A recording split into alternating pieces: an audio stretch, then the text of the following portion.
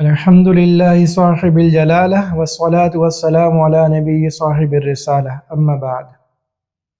رمضان کے آنے سے ہماری روٹین میں، ہمارے نظم الاوقات میں خاص تبدیلی آتی ہے، جس کا اثر عام طور پر ہماری طبیعت میں، ہمارے رویوں میں دیکھا گیا ہے۔ انسان کے رویے میں چڑچڑاپن، غصہ غالب آ جاتا ہے۔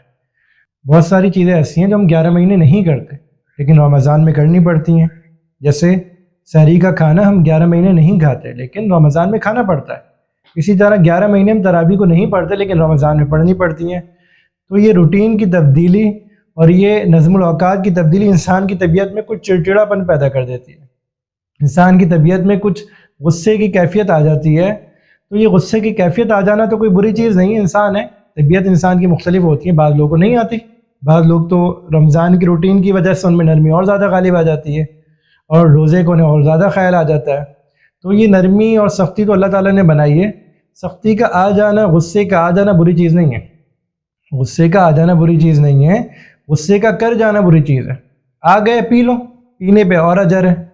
اس تقاضے کو دباؤ، نفس پر انسان مشقت برداشت کرے تو انسان کو اس پہ اجر ملے گا۔ اس تقاضے پر عمل کرنا اور غصے کا اظہار کر دینا یہ برا ہے۔ اب 11 مہینے بہت سارے کام ہیں ہم جو نہیں کرتے، ہم سحری نہیں کرتے 11 مہینے، یعنی 11 مہینے رات کو اٹھ کے کون کھانا کھاتا ہے؟ کوئی بھی نہیں کھاتا، لیکن ایک مہینے اللہ تعالیٰ کے حکم کی وجہ سے کھانا پڑتا ہے۔ اب 11 مہینے ہم تراویح نہیں پڑھتے لیکن ایک مہینے اللہ تعالیٰ کے حکم کی وجہ سے ادائیگی کرنی پڑتی ہے۔ اب اس نظم الاوقات کی تبدیلی سے نا، اگر طبیعت کے اندر تبدیلی آ رہی ہے تو یہ کوئی بری چیز نہیں ہے، اچھی ہے تو بہت اچھی ہے۔ بری تبدیلی آ رہی ہے تو اس کا اظہار برا ہے، بری تبدیلی کا آنا برا نہیں ہے۔ اب ہوتا کیا ہے کہ رویوں میں جو ہے نا غصہ پیدا ہو جاتا ہے۔ اس غصے کا اظہار یا تو بیوی پہ ہو رہا ہے، یا بچوں پہ ہو رہا ہے، یا اپنے ماتحتوں پر ہو رہا ہے، یا ہر معاشرے کے اس فرد پر ہو رہا ہے جو معاشرے میں آپ سے کمزور ہے۔ ظاہر سی بات ہے، اپنے سے اوپر والے پر تو انسان غصہ کر نہیں سکتا، بلکہ تو اس نے جو اس پر غصہ کیا ہوتا ہے وہ بھی اس کے اندر جمع ہوتا ہے۔ دیگر جگہوں سے بھی غصہ جمع کر کے کبھی بیوی کو نشانہ بنائے گا، کبھی بچوں کو نشانہ بنائے گا، اور کبھی معاشرے کا دوسرا طبقہ اس کا نشانہ بنتا رہے گا۔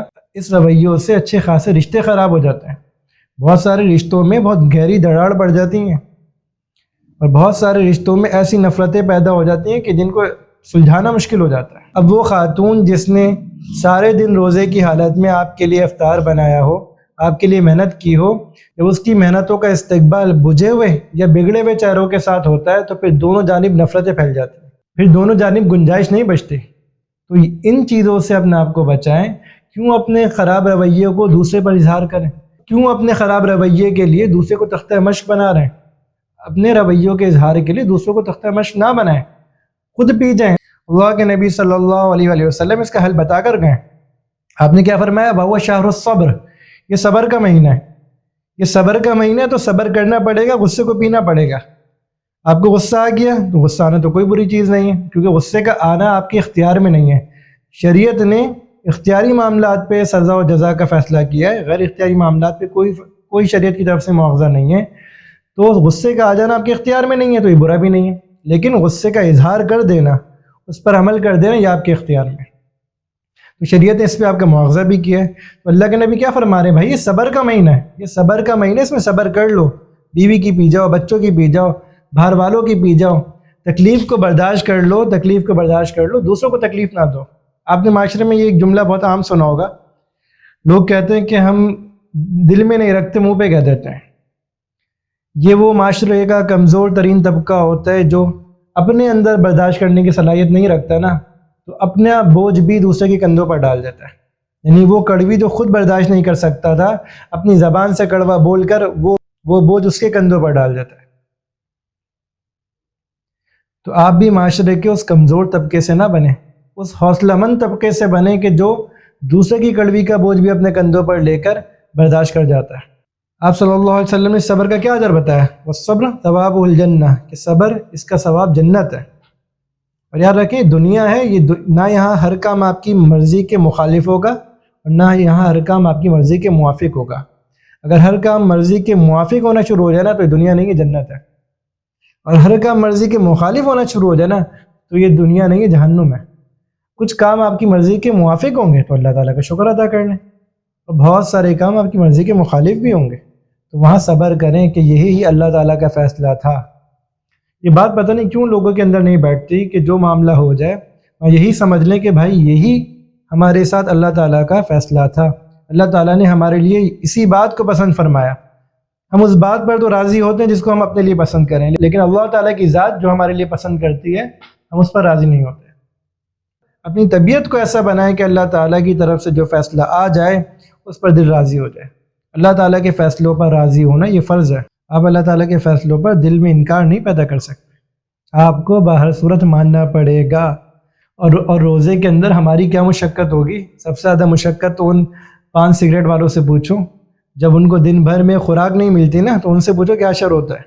یہ پان سگریٹ والے بغیر کچھ کھائے پیے مسلسل آپ کو 3 دن کا بھی روزہ رکھ کے دکھا دیں گے، بس ان کو آپ ان کی خوراک دے دیں، ان کو سگریٹ دے دیں اور ان کو پان دے دیں، بس یہ 3 دن بھی بغیر کچھ کھائے پیے روزہ رکھ کے دکھائیں گے۔